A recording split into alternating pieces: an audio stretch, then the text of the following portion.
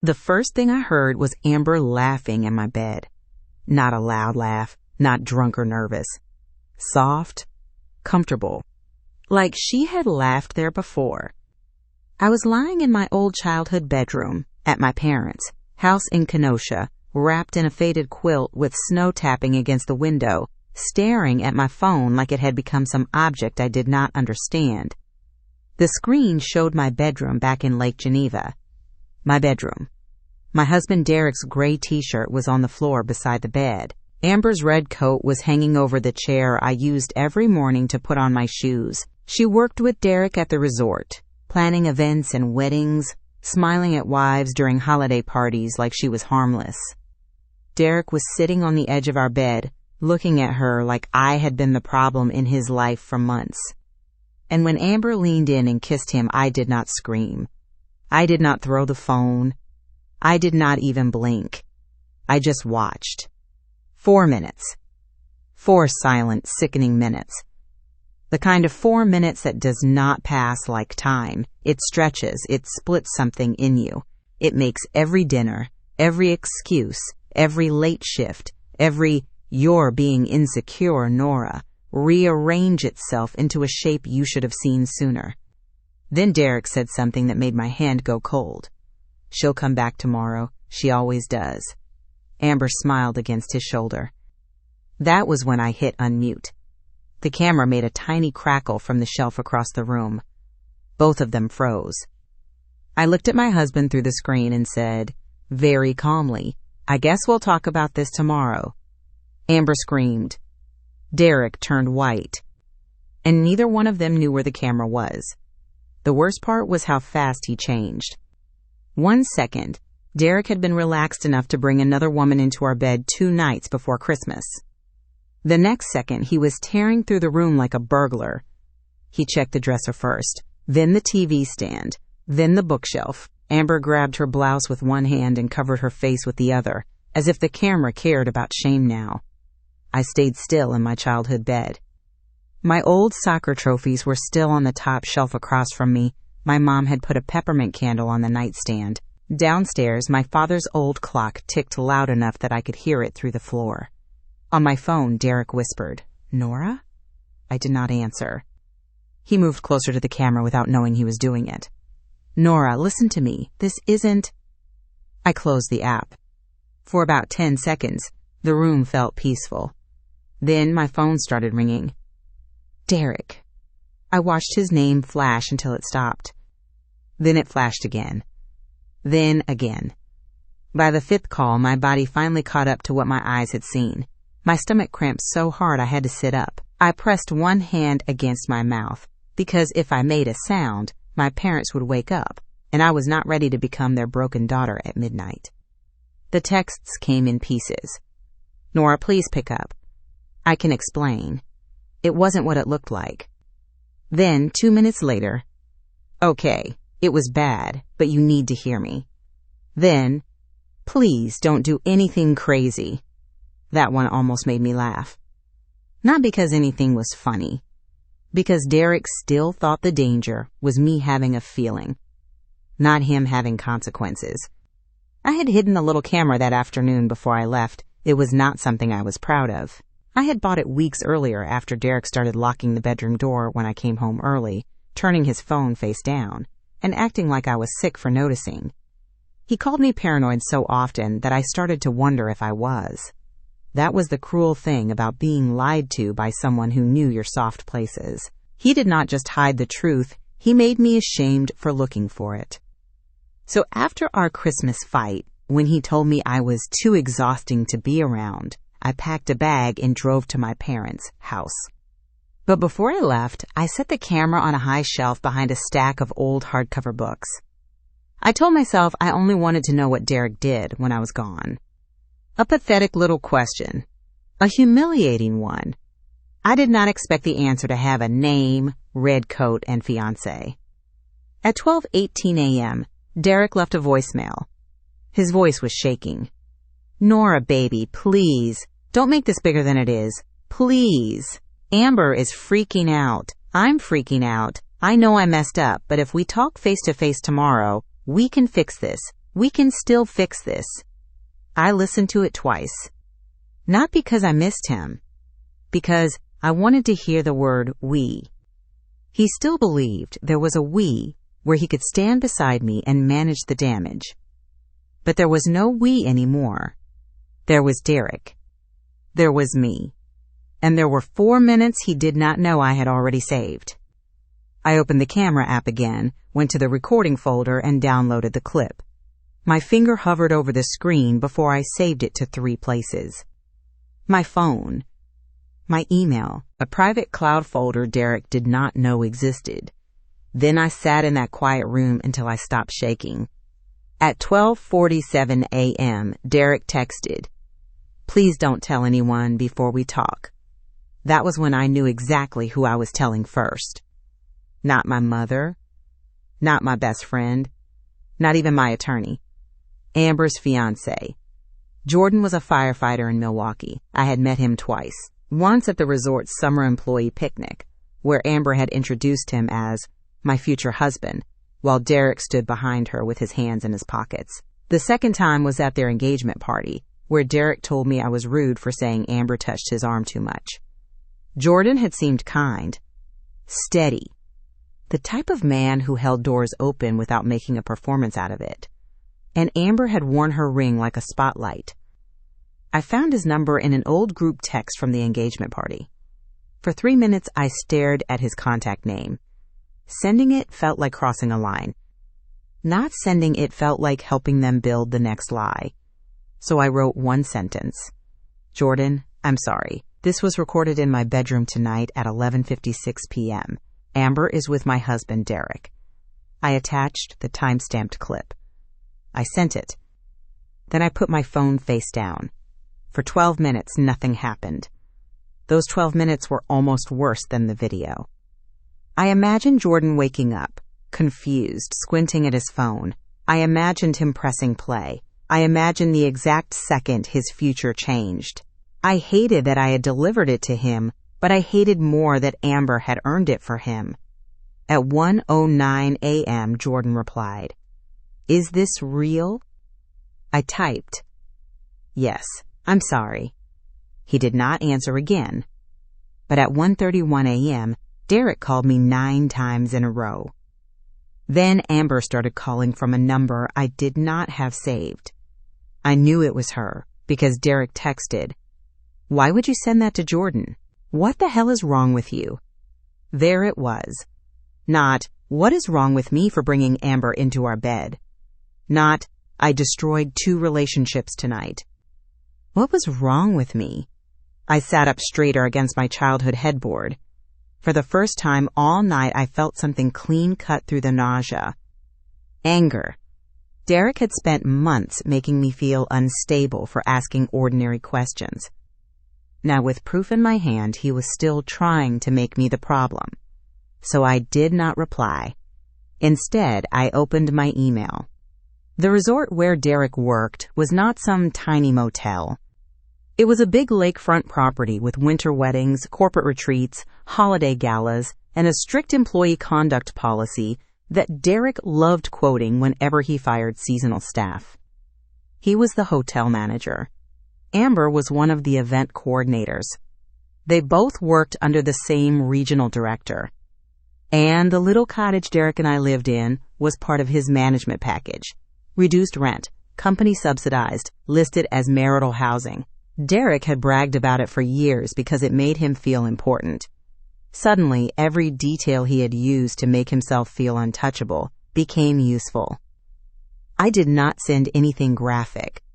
I clipped the 4 minutes carefully, enough to show Derek and Amber entering the bedroom together, kissing, speaking, and admitting I would come back tomorrow. Enough to show the room, the timestamp, Amber's coat, Derek's face, their voices. Not enough to turn my pain into spectacle. Then I wrote to HR. I kept it calm. I wrote that I was Derek's spouse, that the incident had taken place inside company-subsidized marital housing, that Amber and Derek were both employees, that Derek had spent months dismissing my concerns about an inappropriate workplace relationship and calling me unstable when I raised them. that I had reason to believe the affair had crossed professional boundaries and had now entered housing tied to company benefits. I attached the clip. I copied the regional director. My hand shook before I pressed send, because once I did, there would be no pretending this was only a marriage fight. Derek still thought tomorrow belonged to him. He thought I would walk into that living room, red-eyed and exhausted, and he would cry at the right time. He would tell me the Christmas fight broke him. He would say Amber comforted him. He would use the words mistake and lonely and one time until the truth sounded less like a choice. But I knew Derek. He was not sorry when he thought I was gone. He was only sorry when my voice came out of the wall. At 2:14 a.m. he texted, "I'm coming to your parents' house." My whole body tightened. I locked the bedroom door like I was 15 again and had gotten in trouble for sneaking out. Then another text came. "No, I won't. I'm sorry. I'm thinking crazy. I just need you to talk to me." That was the second time that night he used the word crazy. Only this time, it was for himself. By 3 a.m., Amber was leaving voicemails. Her voice was thin and furious. "You had no right to send that to Jordan. You don't know what you've done. My family knows. He called my dad. My mom is crying. We were supposed to pick up our marriage license next week." I stared at the phone. Her life was collapsing in real time, and she still spoke as if I had broken into it. As if she had not walked into my bedroom wearing perfume and someone else's ring. Derek called again. Then Amber. Then Derek. It became almost mechanical. My phone lit up, went dark, lit up again. Each time I let it ring. I did not sleep. At 6:20 a.m., my mother knocked softly. "Nora?" I wiped my face so hard my skin burned. "Yeah?" She opened the door in her robe. One look at me, and all the gentle Christmas warmth drained from her expression. What did he do? Not what happened? Not, did you two fight? What did he do? That question almost broke me. I handed her the phone. She watched the first 30 seconds, then closed her eyes and gave it back. My mother was a quiet woman, a retired librarian who still whispered in grocery stores. But when she looked at me, there was no pity, only decision. "You're not going back there alone," she said. "I'm not going back at all." She nodded once. Then she said, "Call Valerie." Valerie was the divorce attorney I had spoken to 6 weeks earlier and then chickened out on hiring. That was another thing Derek did not know. He thought last night was the first time I had gathered proof. It was not. 6 weeks earlier, after he screamed at me in the resort parking lot because I asked why Amber had texted him a heart emoji at midnight, I sat in my car and searched divorce attorneys with my hands shaking. Valerie had told me then, "You don't have to file today, but you do need to know where the exits are." I had not filed. I had told myself marriage was work. I had told myself Christmas might soften him. I had told myself nobody would risk everything for a coworker. That morning at 7:03, I sent Valerie the clip. At 7:16, she called. Her first words were, "Are you safe?" I said yes. Then she asked, "Is he in the house tied to his employment?" "Yes." "Is your name on the housing agreement?" "Yes, as spouse occupant." "Good," she said. "Do not speak to him directly. Not today." Derek texted while I was still on the phone. "I made coffee. I'm going to wait here. Please just come home." I pictured him in our kitchen. Our mugs. Our little Christmas tree near the window. The couch where he had probably planned to sit with his shoulders bent and his wedding ring turned outward like a prop. Valerie kept talking. "We can file today. We can request temporary exclusive possession pending hearing, especially because this happened in the residence, and he's using access to pressure you into a face-to-face confrontation. I can't promise what the judge does, but we can move fast." I looked at Derek's text again. "I made coffee." That was Derek's whole strategy. Coffee, tears, and my exhaustion. Move fast, I said. At 8:42 a.m., HR replied. Not with warmth, not with outrage. With corporate language so cold it almost felt soothing. They acknowledged receipt. They confirmed the matter involved 2 employees and company-related housing. They requested permission to contact me through my attorney.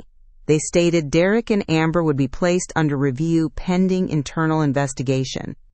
I forwarded it to Valerie. Then I showered in my parents' bathroom and put on the same black sweater I had worn to Thanksgiving. My hands moved slowly. My face in the mirror looked too calm, like someone had painted a normal expression over a wrecked house. Downstairs, my father made eggs nobody ate. He was a retired auto mechanic, a man who fixed things by listening to the sound they made before they failed. He did not ask to see the video. He did not ask for details. He just put a plate in front of me and said, he always talked too smooth. That was all. Somehow, that helped more than a speech. At 10:11 a.m., Derek's texts changed. Not begging now. Planning. When you get here, please don't start by yelling. I want to explain first. I'll answer everything. I know I hurt you. I'll sleep in the guest room for as long as you need. He was building a scene in his head. A husband on the couch. A wife crying in the doorway. A confession shaped carefully enough to keep the house, the job, and the story. He even sent a picture of our living room. 2 mugs on the coffee table. A box of tissues. His left hand visible in the corner of the photo. Wedding ring on. I stared at that picture longer than I should have. Not because I believed it. Because I finally understood how many times I had mistaken staging for remorse. Then my phone rang from an unknown number. For one stupid second, I thought it might be Derek using someone else's phone. It was not. It was the regional HR director. She sounded careful. Nora, I'm sorry to contact you during what is clearly a personal crisis. Your attorney gave permission for us to confirm only a few details. I need you to know we are taking immediate action. My chest tightened. What kind of action? I can't disclose everything, but Derek is being suspended pending investigation, Amber as well. They will be instructed not to enter company property or contact staff regarding this matter. The word suspended landed in the room like a glass breaking. I thanked her.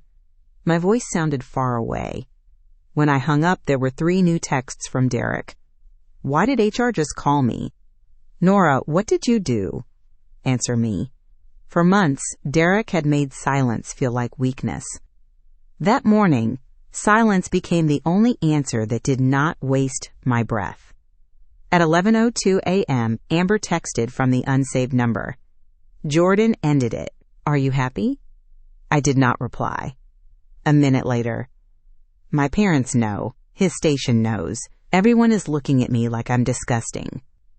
I looked at that message until the screen dimmed. Then I turned the phone over. Amber wanted me to hold her shame for her. I already had enough of my own. Back in Lake Geneva, Derek was starting to understand that tomorrow had arrived without me. That was the part one wanted to see least and needed to imagine most. He had probably showered, put on the blue sweater I used to like, practiced lines in the mirror, maybe even cried a little to test how it looked. But instead of my car pulling into the driveway, his phone rang. HR. Then Amber exploded. Then the job he used as armor cracked. Then the affair he thought would stay secret became a family disaster before lunch. And still, he waited for me. At 12:19 p.m., Derek left another voicemail. No more soft voice. No more baby. Nora, you are destroying my life because of one bad night. 1. You sent private footage to my employer? Do you understand what that does? Do you understand how insane that looks? You need to call me before this gets worse. I played it for Valerie. She was quiet for a moment. Then she said, save that too.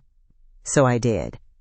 Because that was the twist I had not expected. The video showed what Derek did. The voicemail showed who Derek became when he could not control what I knew. At 1:36 p.m., Valerie called again. "The petition has been filed," she said. "Temporary order was granted for exclusive use of the residence until the hearing. It's narrow, but it's enough. Process server is on the way." I sat on the edge of my parents' guest bed. The room still smelled like peppermint. Outside, someone down the block was running a snowblower. It sounded ordinary, almost cheerful. "Does he know?" I asked. "He will."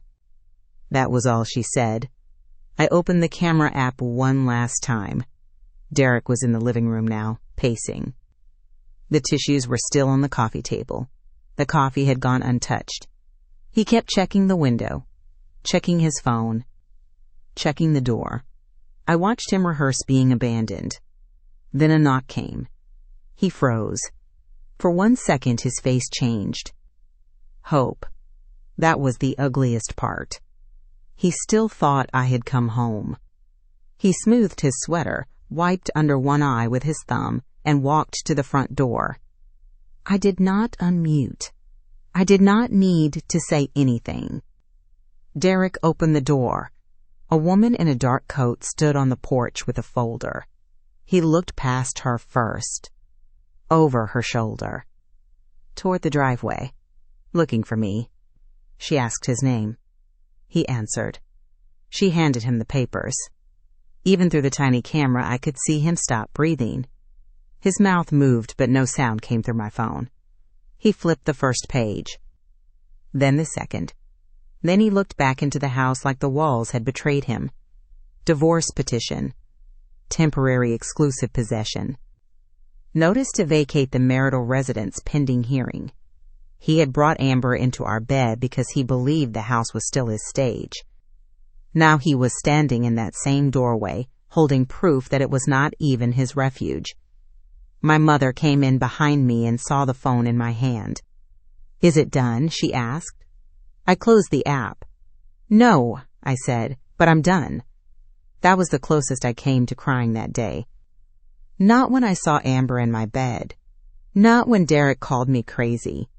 Not when Jordan's life broke beside mine. It happened when I realized I did not have to walk into that house and let Derek perform pain at me. I did not have to sit on the couch while he arranged his face into regret. I did not have to explain why betrayal hurt. I did not have to debate proof. Derek's whole plan depended on getting me close enough to confuse me. So I stayed away. By evening, his suspension was official. Amber's engagement was over. Derek had been told by HR not to contact Amber about the investigation, which of course made both of them panic harder. Valerie told me all communication would go through her office from then on. Derek sent one final text before she blocked him through the proper channels. "You said we'd talk tomorrow." I looked at it for a long time. Then I deleted the thread from my main screen because the evidence was already saved. I did not answer. The truth was, I had talked to him through a tiny speaker in a dark bedroom while he stood there with another woman and tried to find where my voice was coming from. That was the last conversation he deserved. The hardest part was not seeing him with Amber. It was realizing how quickly he prepared to lie once he knew he had been caught. I used to think closure meant sitting across from someone and hearing them admit what they did, but that night taught me something colder. Some people only confess what the evidence forces them to. Some people do not want forgiveness. They want access to the version of you that still doubts herself. My voice through that camera was supposed to start a confrontation. Instead, it became the last thing I ever needed to say to him. If this story made your stomach drop, hit like, subscribe, and tell me in the comments if you enjoyed the story and where you're watching from.